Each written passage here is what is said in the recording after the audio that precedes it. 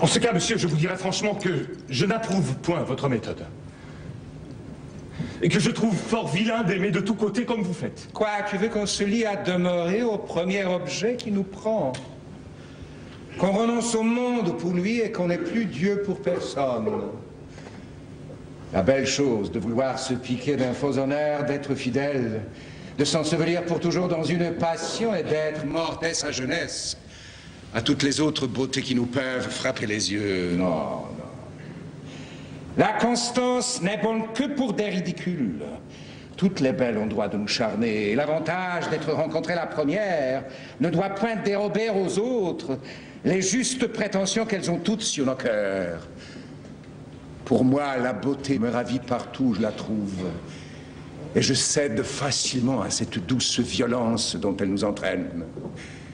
J'ai beau être engagé, l'amour que j'ai pour une belle n'engage point mon âme à faire injustice aux autres. Je conserve des yeux pour voir le mérite de toutes et rends à chacune les hommages et les tributs où la nature nous oblige.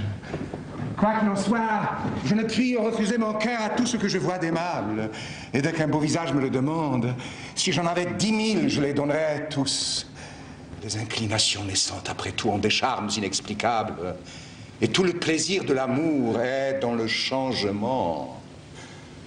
On goûte une douceur extrême à réduire par son hommage le cœur d'une jeune beauté, à voir de jour en jour les petits progrès qu'on y fait, à combattre par des transports, par des larmes et des soupirs, l'innocente pudeur d'une âme qui a peine à rendre les armes, à forcer pied à pied toutes les petites résistances qu'elle nous oppose, à vaincre les scrupules dont elle se fait un honneur, et la mener doucement où nous avons envie de la faire revenir.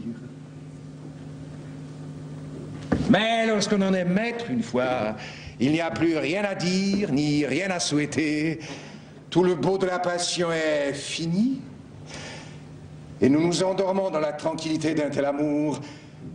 Si quelque objet nouveau nous vient réveiller nos désirs et présenter à notre cœur les charmes attrayants d'une conquête à faire, enfin, il n'y a rien de si doux que de triompher de la résistance d'une belle personne.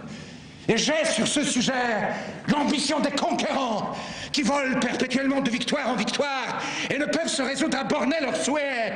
Il n'est rien qui puisse arrêter l'impétuosité de mes désirs. Je me sens un cœur à aimer toute la terre. Et comme Alexandre, je souhaiterais qu'il y eût d'autres mondes pour y pouvoir étendre mes conquêtes amoureuses. Vertu de ma vie comme vous débitez.